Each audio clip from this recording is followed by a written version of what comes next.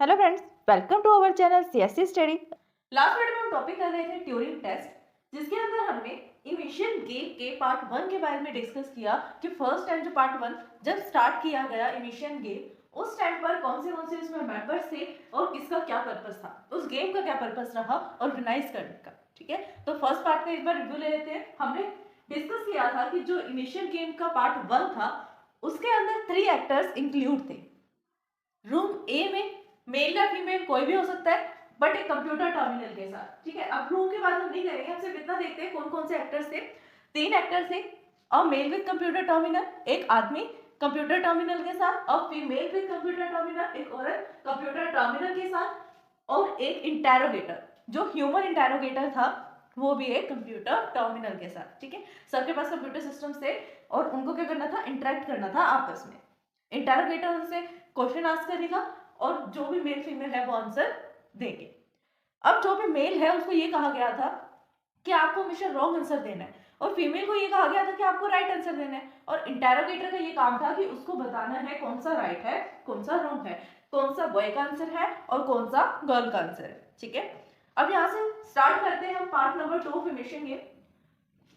तो चलिए वीडियो को स्टार्ट करते हैं और देखते हैं पार्ट 2 में क्या वेरिएशंस किए गए इस गेम में। The Turing test is slightly variation of the emission game। जो सेकेंड पार्ट था इस ट्यूरिंग टेस्ट का, इस इमिशन गेम का, उसके अंदर थोड़ा सा वेरिएशन किया गया।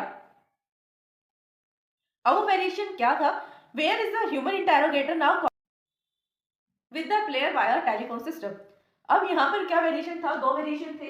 एक तो वेरिएशन ये था कि जो पहले कंप्यूटर टर्मिनल के साथ, कंप्यूटर टर्मिनल के थ्रू कन्वर्सेशन की जा रही थी ह्यूमन और ह्यूमन इंटेरोगेटर फीमेल और मेल के बीच में, अब उसको चेंज कर दिया गया। अब कंप्यूटर टर्मिनल का नहीं बल्कि फोन का हम यूज कर रहे हैं। ठीक है, टेलीफोनिक सिस्टम का, टेलीटाइप सिस्टम का। One human and other is a machine, ये भी चेंज कर दिया गया। एक्टर्स को चेंज कर दिया गया।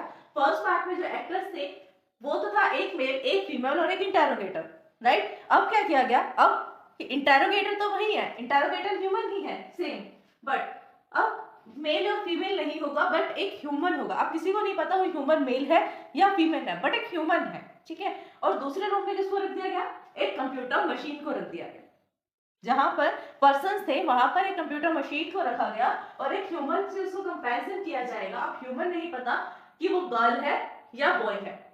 ठीक है, बस ह्यूमन है। देखिए डायग्राम में आपको क्लियर दिख रहा होगा, यहाँ पर इंटेरोगेटर है रूम नंबर सी में एक कंप्यूटर टर्मिनल के साथ। ठीक है, ये रूम नंबर सी में ये है इंटेरोगेटर। फिर रूम नंबर ए में एक ह्यूमन है, वो भी कंप्यूटर टर्मिनल के साथ है, ये रूम नंबर ए है। रूम नंबर बी में एक मशीन है, कंप्यूटर मशीन। देखो यहाँ पर कोई ह्यूमन नहीं है ना, किसी ह्यूमन की पिक नहीं है, डायग्राम नहीं है, मीन्स यहाँ पर सिर्फ एक कंप्यूटर सिस्टम है। यहाँ पर जो ह्यूमन है इनके पास भी कंप्यूटर टर्मिनल रहेगा। अब जो सी है इंटेरोगेटर, रूम नंबर सी में जो इंटेरोगेटर है वो दोनों से क्वेश्चन आस्क करेगा। क्वेश्चन क्या है, इनके क्वेश्चंस को अच्छे से डिफाइन किया गया, कौन से क्वेश्चन उनसे पूछे गए थे। Conversation between the interrogator and computer will be like. ठीक है, अब जो ये सी रूम नंबर में इंटेरोगेटर था, ह्यूमन इंटेरोगेटर, वो इंटरेक्ट कर रहा है, कम्युनिकेशन कर रहा है कंप्यूटर सिस्टम के साथ। सबसे पहले जो सी रूम में इंटेरोगेटर था उसने पूछा are you a computer, computer system से पूछा कि आर यू अ कंप्यूटर, क्या आप एक कंप्यूटर हैं। रूम नंबर ए में जो कंप्यूटर सिस्टम था उसने बोला नो, मैं कंप्यूटर नहीं हूं। फिर नेक्स्ट क्वेश्चन पूछा रूम नंबर सी में से इंटेरोगेटर ने, नेक्स्ट क्वेश्चन पूछा कि multiply a large number two another, एक किसी बड़े लार्ज नंबर को किसी दूसरे बड़े नंबर से मल्टीप्लाई करके दो।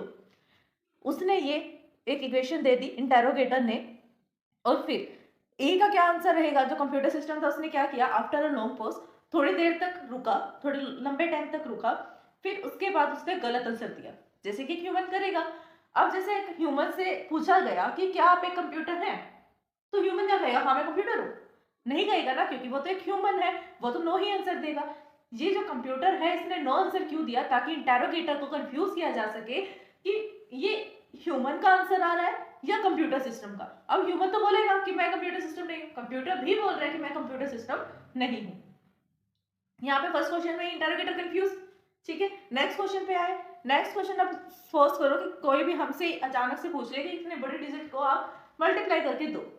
ठीक है, किसी ने भी पूछा मल्टीप्लाई करके दो, कि क्या आप विदाउट पेन पेपर कैलकुलेटर्स की हेल्प से, कैलकुलेटर जब ना भी हो फिर भी पेन पेपर से अगर आप खुद से करने लगोगे तो आपको टाइम लगेगा, वही इंटेलिजेंस का यूज इस कंप्यूटर ने किया ये दिखाने के लिए कि मैं उसको सॉल्व कर रहा हूँ। एक लॉन्ग पॉज ले लिया, ठीक है, थोड़ी देर तक जवाब नहीं दिया उसने, थोड़ी देर तक रुका रहा, ये दिखाने के लिए कि जैसे एक ह्यूमन है उसको टाइम लगेगा इतने बड़ी क्वेश्चन को सॉल्व करने के में, वैसे ही कंप्यूटर को लगा।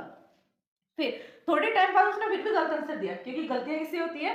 ह्यूमन से, इंसान से ही गलती होती है, ठीक है। तो उसने इनकरेक्ट दे दिया ये दिखाने के लिए, ताकि इंटेरोगेटर को ये विश्वास हो जाए कि जो उसको आंसर दे रहा है वो कोई कंप्यूटर सिस्टम नहीं है, वो एक ह्यूमन बीइंग है।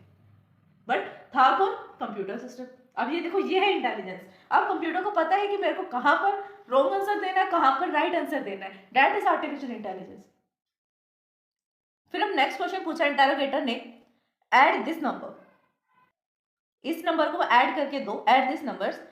फिर कंप्यूटर ने क्या किया? पोज अबाउट 20 सेकेंड, 20 सेकेंड्स तक पोज लिया, रुका रहा, and then give the right answer. और फिर उसने राइट आंसर दे दिया कि इसका आंसर ये है। अब इंटेरोगेटर शो, क्योंकि उसको लगा अगर बाय चांस मान लो कि जितने भी आंसर उसको मिल रहे हैं वो कंप्यूटर सिस्टम से मिल रहे हैं और उसको बनाया ही इसलिए गया कि वो हमेशा रॉन्ग आंसर दे। ऐसा भी तो हो सकता है ना कि साइंटिस्ट ने उसको बनाया ही इसलिए है, उसको इंटेलिजेंस इस तरह से कर रखा है कि वो हमेशा रॉन्ग आंसर दे जब भी उससे कोई क्वेश्चन पूछा जाए। अगर उससे पूछा जाए आर यू कंप्यूटर, वो कंप्यूटर होते हुए भी मना करेगा मैं कंप्यूटर नहीं। उससे पूछा जाए कि are you a human being, हाँ मैं ह्यूमन बीइंग हूँ, ऐसे बोलेगा, मींस रॉन्ग आंसर देगा। अब इंटेरोगेटर ने थोड़ा ट्रिकी किया, वापस से क्वेश्चन पूछा। अब क्या किया गया? कंप्यूटर सिस्टम ने इंटेरोगेटर को ही कंफ्यूज कर दिया, दो आंसर गलत देके एक आंसर सही दे दिया। अब जो इंटेरोगेटर है वो ये भी नहीं कह सकता कि इस कंप्यूटर मशीन को गलत ढंग से बनाया गया है, इसलिए बनाया गया कि हमेशा इस हर एक क्वेश्चन का गलत आंसर दे। ऐसा तो नहीं किया, उसने एक क्वेश्चन का आंसर सही दिया ना, और हो सकता है और भी बहुत सारे क्वेश्चंस पूछे गए, ये तो डमी क्वेश्चंस हैं। तो यहां पर जाकर क्या हुआ? इंटेरोगेटर कंफ्यूज्ड हुआ।